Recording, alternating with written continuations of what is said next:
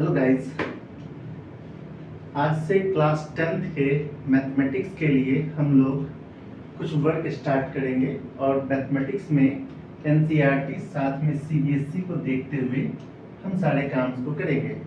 आप लोग भी हमारे साथ मेहनत करेंगे ताकि आपको और बेहतर मार्क्स मिल सके। और ये जो हमने जितने क्वेश्चंस लिखे हैं वो गवर्नमेंट के थ्रू सीबीएसई के थ्रू निकाले गए सपोर्ट मटेरियल से लिया गया। ये सपोर्ट मटेरियल के सारे क्वेश्चंस लिखे हुए हैं और हम इस चैप्टर में इस वीडियो में चैप्टर 1 के रियल नंबर के कुछ क्वेश्चंस देखेंगे और ऐसे 3-4 वीडियो आएंगे जिनमें हम रियल नंबर के सारे क्वेश्चंस को चेक करेंगे और एक एक करके रियल नंबर के सारे इंपॉर्टेंट क्वेश्चंस देखेंगे। जब रियल नंबर के सारे क्वेश्चंस हो जाएंगे फिर मैं धीरे धीरे और भी दूसरे वीडियोस को देखूंगा, दूसरे चैप्टर्स को देखूंगा, चेक करूंगा। तो चलिए बिना टाइम वेस्ट किए हुए हम लोग स्टार्ट करते हैं। अगर आपको ये क्वेश्चंस चाहिए तो मैं लिंक में इसका पीडीएफ डाल दूंगा या फिर वीडियो में ही इस क्वेश्चंस को लगा दूंगा, ठीक है। चलिए देखते हैं। कह रहे एक नंबर n है, फर्स्ट क्वेश्चन, एक नंबर n है जिसे 16 से डिवाइड करने पर जिसे 16 से डिवाइड किया जाता है तो रिमाइंडर 5 बचता है। तो बताओ n क्या हो सकता है। तो मान लेते हैं 1 चांस में डिवाइड करने में 5 रिमाइंडर बचा, n हो जाएगा 16 1 जा 16 प्लस 5 यानी कि 21। अब आपसे कहता है dash is the reminder when the same number divided by 8। तो इसी नंबर में 8 से डिवाइड करना है। 8 से डिवाइड करेंगे यानी कि 21 में 8 से डिवाइड करेंगे, 8 2 जा 16, तो रिमाइंडर अब भी 5 ही आएगा। आई थिंक ये आपका आंसर हो गया। जब आप डिवाइड करेंगे तो अब भी रिमाइंडर 5 आएगा। फर्स्ट का आंसर 5 है। इसी नंबर में अगर 4 से डिवाइड करते तो कितना आता, तो हम चेक करते 21 में 4 से डिवाइड करते हैं, 4 5 जा 20। अगर मैं 4 से डिवाइड करता, 4 से डिवाइड करता तो रिमाइंडर इसका 1 आ जाता। तो ये ज़्यादा अच्छा क्वेश्चन था, लेकिन इसने 8 से डिवाइड करने के लिए पूछा था तो मैंने 8 से बता दिया। If the number is divisible by 4 then reminder is 1। I think ये आपने लिख लिया होगा, इसे नोट कर ले, जल्दी से वीडियो पॉज करें, नोट कर लें। इसके बाद हम लोग क्वेश्चन नंबर 2 का आंसर देखेंगे, 2 का सॉल्यूशंस। चलिए 2 में सिंपल सा काम एचसीएफ निकालना है। तो जब कभी पावर के टर्म में दिया हुआ हो, पावर के टर्म में दिया हुआ हो और एचसीएफ निकालना, एचसीएफ निकालने के लिए लोएस्ट पावर को कॉमन लिया जाता है। एचसीएफ में लोएस्ट पावर और एलसीएम के लिए हाईएस्ट पावर, हाईएस्ट पावर। इस क्वेश्चन में चूंकि हमें दे रखा है 3 की पावर 3 इंटू 5 की पावर 4 एंड 3 की पावर 4 इंटू 5 की पावर 4, ठीक है। तो मुझे एचसीएफ निकालना है। तो एचसीएफ में लोएस्ट पावर 3 का लोएस्ट पावर 3 है और 5 का लोएस्ट पावर 4 है, ठीक है। 3 की पावर 3 इंटू 5 की पावर 4, बस यही आंसर हो जाएगा। आप चाहे तो इसे मल्टीप्लाई कर सकते हैं। 3 की पावर 3 27, 5 की पावर 4 625, इसे और मल्टीप्लाई कर लेंगे तो आपका आंसर आ जाएगा। ये क्वेश्चन नंबर 2। और अगर 3 की बात करें, क्वेश्चन 3 का, यहाँ पे a equal to x y square लिखा हुआ है और b equal to x cube y की पावर 5, और आपसे यहाँ पे एलसीएम कह रहा निकालने ए बी का, एलसीएम ऑफ ए बी। तो एलसीएम में हाईएस्ट पावर लिखा जाता है, दोनों में x है, x का हाईएस्ट पावर 3 है, दोनों में y है, y का हाईएस्ट पावर 5 है। That is the right answer. और अगर क्वेश्चन 4 की बात की जाए, in the given factor tree x और y, तो फैक्टर ट्री बनाते कैसे, इन दोनों को मल्टीप्लाई करके ऊपर लिखते हैं। तो 5 और 7 को मल्टीप्लाई करेंगे तो x इक्वल टू 5 7 जा 35 आ जाएगा। x और 2 को मल्टीप्लाई करेंगे तो y इक्वल टू 35 2 जा 70 आ जाएगा, यानी कि x का वैल्यू 35 आ गया और y का वैल्यू 70 आ गया। इस तरह से फैक्टर ट्री बनाया जाता है। और भी क्वेश्चंस फैक्टर ट्री के आएंगे तो देख लूंगा कैसे आता है। चलिए इसे जल्दी नोट कर लें, पॉज करके, फिर मैं नेक्स्ट क्वेश्चन, क्वेश्चन नंबर 5, जो काफी बेहतरीन है। ये सभी शॉर्ट आंसर क्वेश्चंस हैं, ये सभी शॉर्ट आंसर 1 मार्क्स के लायक होते हैं। तो 1 मार्क्स में इस तरह से थोड़ा थोड़ा सॉल्व करते जाएंगे तो सॉल्व हो जाएगा।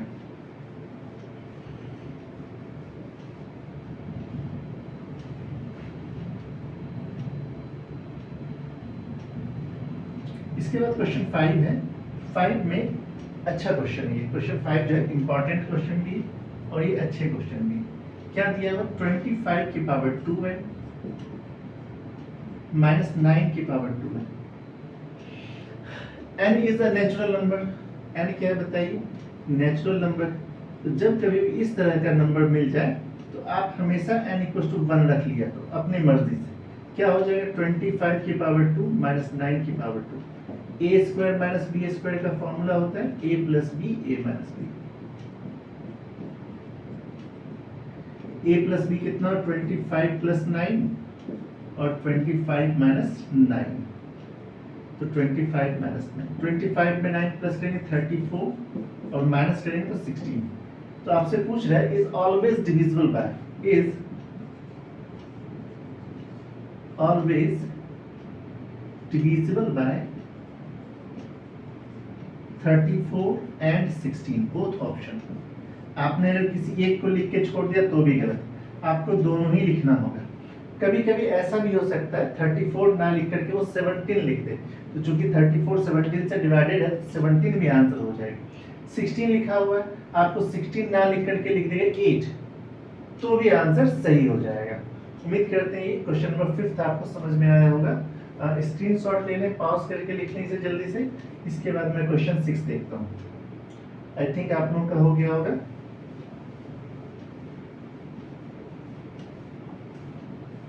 क्वेश्चन 6 में आपको HCF दिया हुआ है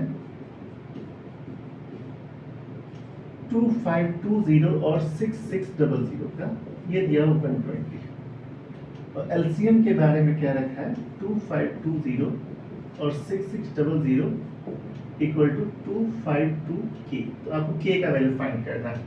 ये भी अच्छा क्वेश्चन है, one of the best question exam में आ सकते हैं 1 मार्क्स के लिए। तो हमारा सिस्टम होता है LCM into HCF equal to A into B। LCM 120 है, LCM है दिया हुआ 252K, HCF है दिया 120, A दिया हुआ 2520 और B दिया 6600।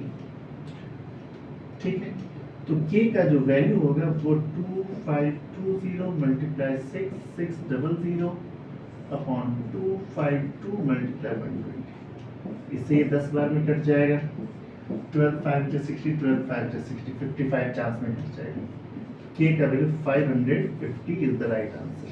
दोनों को मल्टीप्लाई कर दें, 550 इज द राइट आंसर। ठीक है, the product of LCM and HCF of smallest 7 में स्मॉलेस्ट प्राइम नंबर 2 होता है, स्मॉलेस्ट कंपोजिट नंबर 4 होता है। इनका LCM कितना होगा, HCF कितना होगा? HCF 2 होगा, LCM 4 होगा। ठीक है, इनका प्रोडक्ट निकालना है 2 क्रॉस 4 इक्वल टू 8। ठीक है, 8th क्वेश्चन में लिखा हुआ if the LCM of two number is 3600, दो नंबर का LCM दिया हुआ है, what could not be the HCF। तो देखिए ध्यान से, एक सिस्टम होता है LCM is the multiple of HCF, या फिर आप कह सकते हैं दूसरी बात HCF is the factor of LCM। तो यहाँ पे HCF नहीं हो सकता है।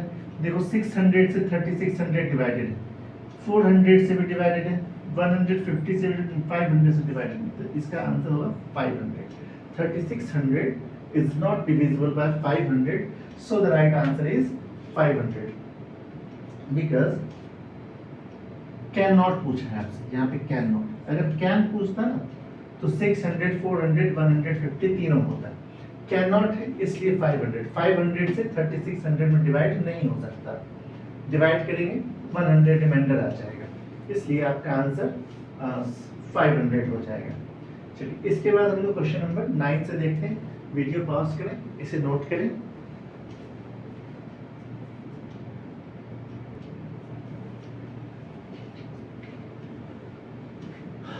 Some more questions. Question 9 कह रहा है आपसे the ratio of HCF and LCM of least prime number and least composite number। अभी just previous question में हमने बताया था smallest prime number 2 होता है और smallest composite number 4 होता है। LCM इन दोनों का 4 होगा, HCF इन दोनों का 2 होगा। आपसे कह रहा है HCF रेशियो LCM निकालिए 2:4 यानी 1:2 इज द राइट आंसर। पहले HCF का नाम है फिर LCM का नाम, इसलिए पहले HCF लिखना फिर LCM लिखना। आपको ऑप्शन में 2:1 भी लिखा हुआ होगा, अगर आपने उसे सही कर दिया तो गलत हो जाएगा। क्यों? क्योंकि आपने LCM पहले लिख दिया, जबकि यहाँ क्वेश्चन में पहले HCF है उसके बाद LCM है, इसलिए HCF रेशियो LCM निकालना 1:2 is the right answer. The greatest number, जब कभी ग्रेटेस्ट नंबर निकालना हो तो आपको HCF यूज करना होता है। अब यहाँ पे दो नंबर 30 और 80 दिया और रिमाइंडर 2 और 3 दिया हुआ, तो आप क्या करेंगे क्वेश्चन नंबर 10 के लिए 30 से 2 माइनस कर लेंगे 28 और 80 से 3 माइनस कर लेंगे जो रिमाइंडर दिया हो, 80 से 3 77। अब आपको 28 और 77 का HCF निकालना है। 28 को फैक्टर कर लेते हैं, 2 14 जा, 2 7 जा, 7 1 जा, और 77 का भी फैक्टर कर लेते हैं, 7 11 जा और 11 1 जा। 28 को कैसे लिखेंगे 2 स्क्वायर इंटू 7, 77 को क्या लिखेंगे 7 इंटू 11। HCF कितना हो जाएगा इसका, दोनों में 7 मैच कर रहा है ना, 7 7। तो आपसे पूछ रहा है स्मॉलेस्ट नंबर पूछ, ग्रेटेस्ट नंबर पूछ रहा है, तो 7 is the required answer. Therefore 7 is the required greatest number। ठीक है, 7 is the required greatest number which divides 30 and 80 leaves remainder 2 and 3, which divides 30 and 80 leaves remainder 2 and 3। All decimal numbers are real number। दुनिया के जितने भी decimal numbers होते हैं वो सभी रियल नंबर होते हैं। ये तो 11th बहुत आसान सा था। उसके बाद आपसे पूछ रहा है which of the following always end with 6, कौन से 6 पे एंड करते हैं। ठीक है, तो आपने ऐसा एक और अभी थोड़ी देर पहले भी बनाया था 6 के लिए, जैसे यहाँ पे मैंने बताया हुआ n जब लिखा हुआ n की वैल्यू 1 रख करके चेक कर लेंगे, है ना।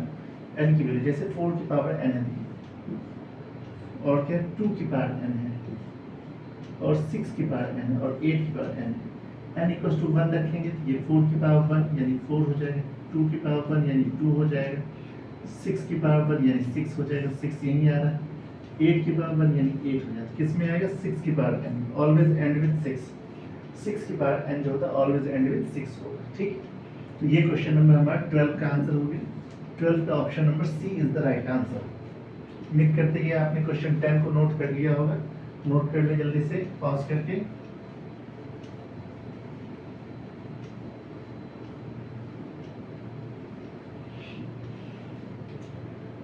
Prime factors of 2 into 7 into 11 into 13 into 17 plus 21। तो देखिए यहाँ प्लस है, प्लस से टर्म सेपरेट होता है, मल्टीप्लाई से नहीं होता। तो यहाँ पे 7 है और इसे हम 3 into 7 कह सकते हैं, दोनों 7 कॉमन ले लेते हैं। यहाँ पे 2 into 11 into 13 into 17 plus 3 ऐसा बचेगा। चलिए थोड़ा और मल्टीप्लाई कीजिए, 11 2 या 22 होता है, 13 और 17 214 221 होगा प्लस 3। थोड़ा और मल्टीप्लाई कीजिए, 21 2 या 21, 44 और 2 46, कैरी 4, 22 2 या 44 और 4 48 प्लस 3, ये हो गया 7 मल्टीप्लाई 3 2 5 6 8 4। तो 7 तो प्राइम नंबर है ही, 4865 का और हम लोग प्राइम फैक्टर कर लेंगे। यहाँ पे कर लेते हैं, यहाँ पे 4865 तो 5 से लगा देते हैं, 5 9 जा 45, 5 7 जा 35, 5 3 जा 15, 5 9 जा 45, फिर हो जाएगा 5 7 जा 30, 5 3 जा 15। अब ये चेक करें 7 से कटेगा क्या, 7 से 3 2 जा 6, 6 माइनस करते हैं 9, हाँ 7 से कट जाएगा। 7 1 जा 7, 7 2 जा 14, 973, 7 से 7 1 जा 7, 27, 7 3 जा 21, 63, 7 9 जा 139, 139, ठीक है। और फिर से ये किससे कट जाएगा, ये किसी के टेबल में नहीं आता, ऐसे ही रह जाएगा। ये हम लिख देंगे 7 into 5 into 7 into 139। It is the time factorisation of this. Write the prime factors कह रहा था आपको, प्राइम फैक्टर्स लिखना था, हमने सारे प्राइम फैक्टर्स के टर्म में लिख डाले इसे, ठीक है। अब ये किसी से 139 किसी से नहीं कटेगी, खुद में अपने आप में प्राइम नंबर है, इतना ही हमने छोड़ दिया। उम्मीद करते हैं 9 से 13 तक सारे क्वेश्चंस आपको समझ में आए। हाँ 14 थोड़ा अच्छा क्वेश्चन है, लेकिन इस चैप्टर में नहीं देना चाहिए था 14 को, क्योंकि ये एपी का क्वेश्चन है। 5th चैप्टर में अगर ये आता ये ज़्यादा बेहतर होता। वैसे इस क्वेश्चन को मैं 5th चैप्टर में भी बताऊंगा, क्वेश्चन 14 का आंसर, जो जनरल टर्म होता है ऑड नंबर के लिए। यहाँ पे write the form in which every odd integer can be written. Odd number के लिए क्या होता है, 2n-1 होता है, लेकिन यहाँ पे t लिखने के लिए क्या है, तो आप लिख देंगे 2t-1, फिर t इक्वल टू 1 2 3 4। आप यहाँ पे t की कुछ भी वैल्यू लिखेंगे हमेशा ऑड नंबर आएगा। 1 अगर रखते हैं तो 1 आ जाएगा, 2 रखेंगे 3 आ जाएगा, 3 रखेंगे 5 आ जाएगा, 4 रखेंगे 7 आ जाएगा, इस तरह से। उम्मीद करते हैं आपने क्वेश्चन 15 कर लिया होगा, नहीं 13 यहाँ से ये कर लिया होगा, 15 कर देता हूँ इसके बाद। 15 बहुत आसान सा है, 1 से 10 तक के सभी नंबर का एलसीएम निकालना। 1 से 10 तक के सभी नंबर का एलसीएम निकालना। तो अगर आप चेक करें तो एलसीएम निकालने में बच सकते हैं।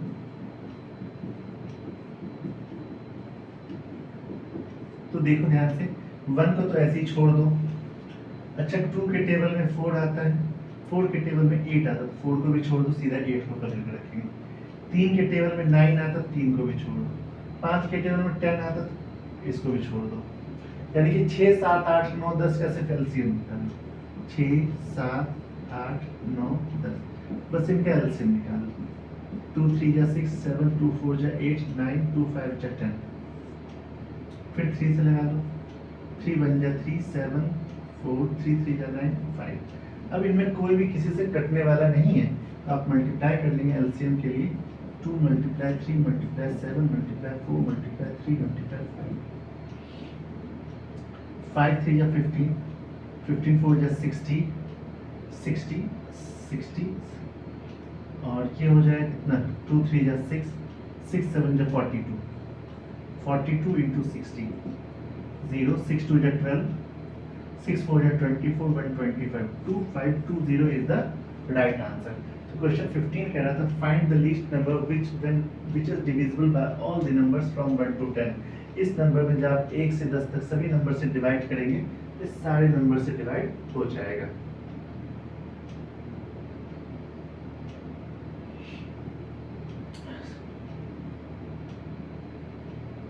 ठीक है, ये सारे नंबर से डिवाइडेड हो जाएगा। आई थिंक ये आपको समझ में आ गया होगा। आज इतना ही रखेंगे, शुरुआत है, फर्स्ट लेक्चर, फर्स्ट पार्ट है। धीरे धीरे और भी लेक्चर्स बनाएंगे, और भी पार्ट्स बनाएंगे, आपके सारे पार्ट्स कंप्लीट हो जाएंगे। आज के लिए बस इतना ही। Thank you, see you in the next lecture.